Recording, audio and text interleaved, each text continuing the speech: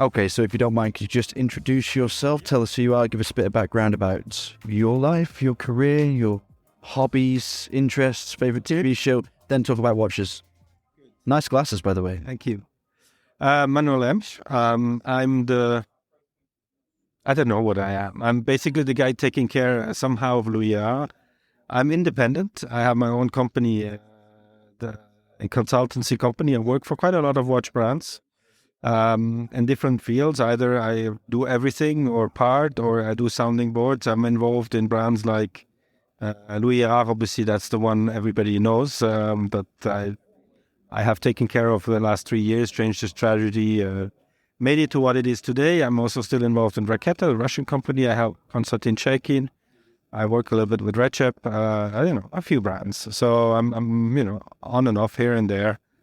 A nice spread as well, all over the place, really. Yeah, because I think watchmaking is not just about price positioning, or let's say or some sort of positioning, high end, or I think what is interesting for me is creativity, is concepts, is ideas, developing brands, and I think it doesn't really matter which price point they are. And to be able to be versatile and go from, let's say, more enterprise to really like ultimate independence, it's very, very interesting. Mechanisms are pretty much the same, at least for me. So it's quite interesting. Before that, I started.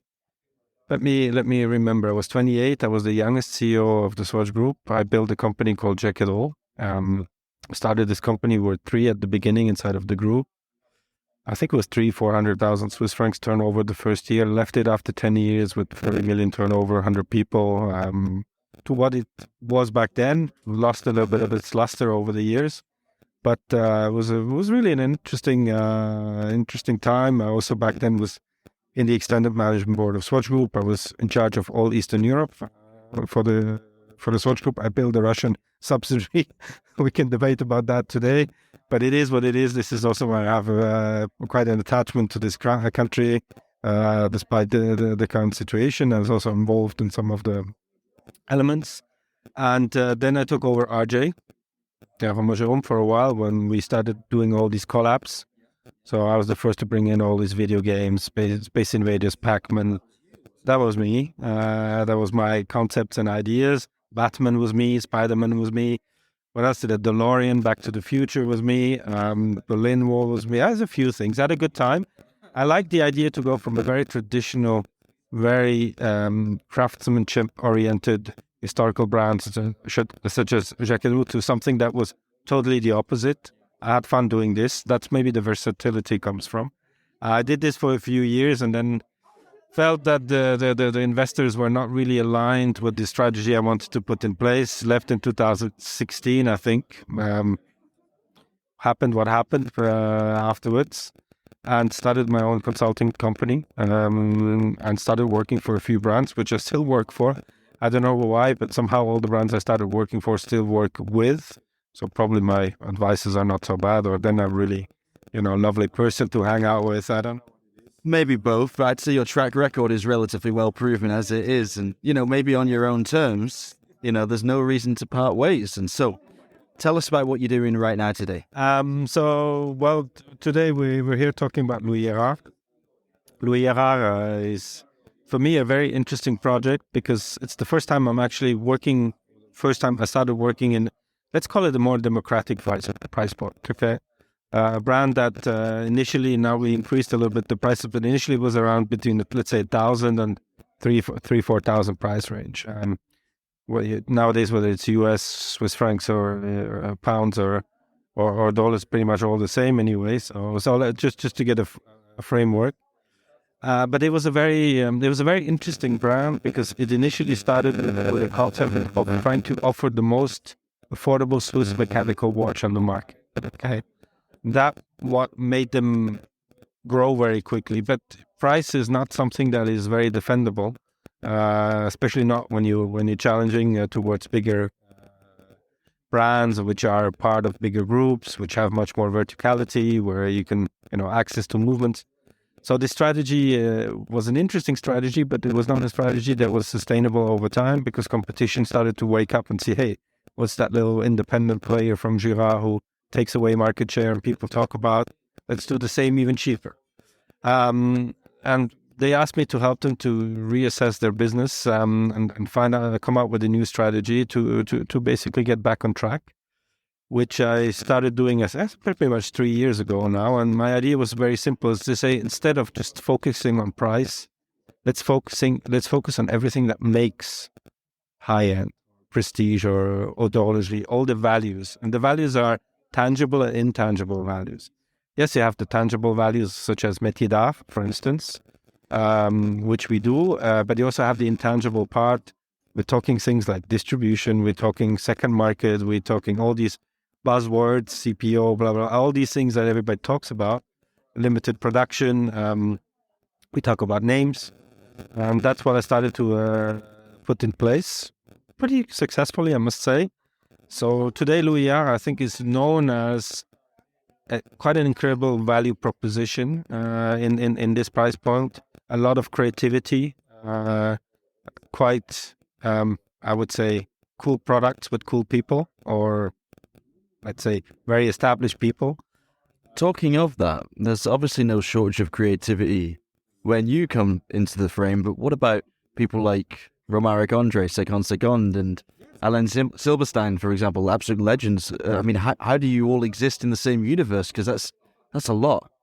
Well, look, 25 years of the watch industry gets you to meet a few people.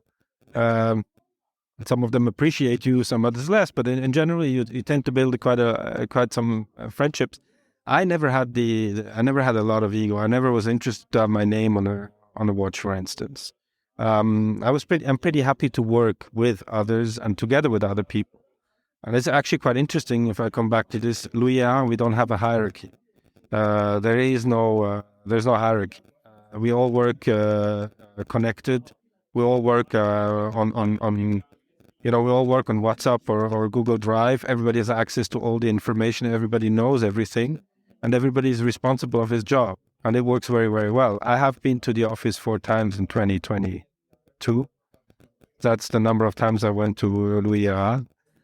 So it doesn't need me to be there, because I can still meet people remote or meet them somewhere else. And that's the way I try to work, in a very networking logic. And over the years, I worked once with Alain with the Armageron back in 2012, was it? I did a collab that not a lot of people remember, but it was a cool collab.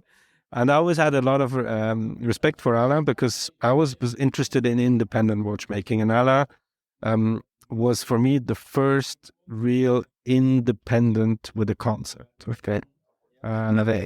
But you know how it is. Often the pioneers, or let's say the ones who open the path for others, are not always those who survive. Nobody knows who was the first to try to go to Mount Everest.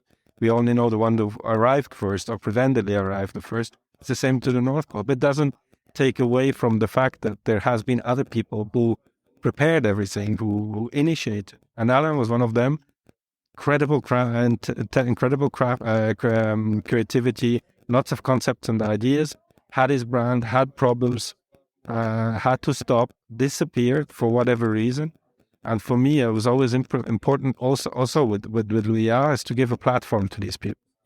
And I'm one of the, so basically we have these two very little base collection, 7 references, not a lot. And then we work either with métier d'art or with collaborations, in this a bit classical. And within the métier d'art, we work through all the major métiers, one after the other, always with this idea to stay below the 4,000 Swiss francs price point. So we started with the full fire enamel dials with Dosé. Dosé, as you know, I used to do a lot of full fire enamel jacket rotan with them. They do, I can't name the brands because otherwise they're gonna be frustrated. But anyway, I mean, all the major full fire enamel dials that you see on the market are done by Dosé, incredible company. And they never did a watch below 10, I think, or they never did a dial below 10. Why? Because these dials cost about 1,000 Swiss francs, between 800 and 1,000 Swiss francs. And I wanted to be able to offer these métiers d'art an affordable price point. So the watches we do in this price range, we basically don't do a lot of money. but for me, it's a very interesting way of showing these crafts, these people, put them in advance. They're also like, for me, second, Alain are at the same level than Bastien Chevalier, who does wood marquetry, or the team of Donze, who does the full fire enamel, and we try to put them ahead. So the idea is to roll out every year one major or traditional craft that you can't find in an affordable price point.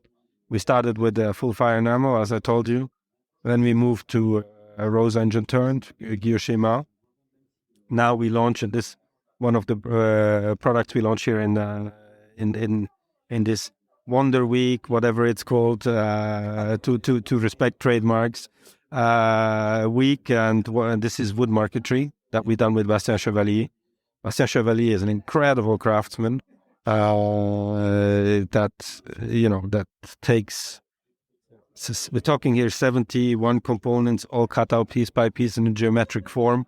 All our métier pieces are 99. Okay, well, we are now currently at 54 dials in 18 months, so I guess we need another 16 months to finish the collection, because it's let's say the 99 pieces, because it's so complex to produce.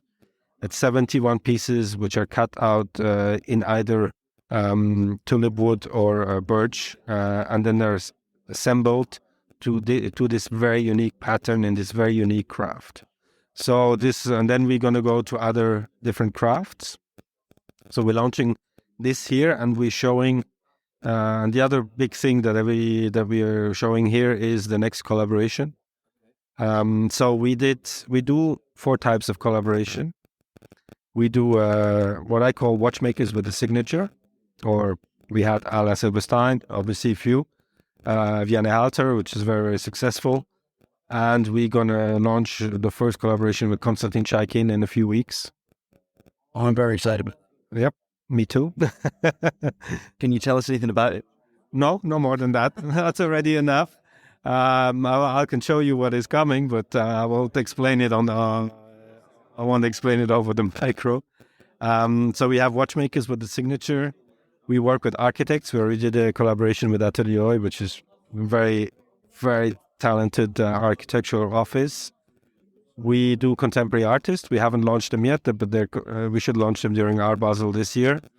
And we work with what I call the watchmaking ecosystem. And the watchmaking ecosystem is, for me, all people in this industry that have something to say, that have a style, an idea, a concept, philosophy, whatever it is, and that can play with our canvas, because for me, Louis Art is a bit of a canvas, and express themselves in a different way. So we did Masena Lab, which was quite successful. We did obviously Second, where we make a little bit fun of ourselves, which I think is also good. We're not taking things too seriously, and we're gonna work with others. We have 1 or 2 projects that will be coming this year.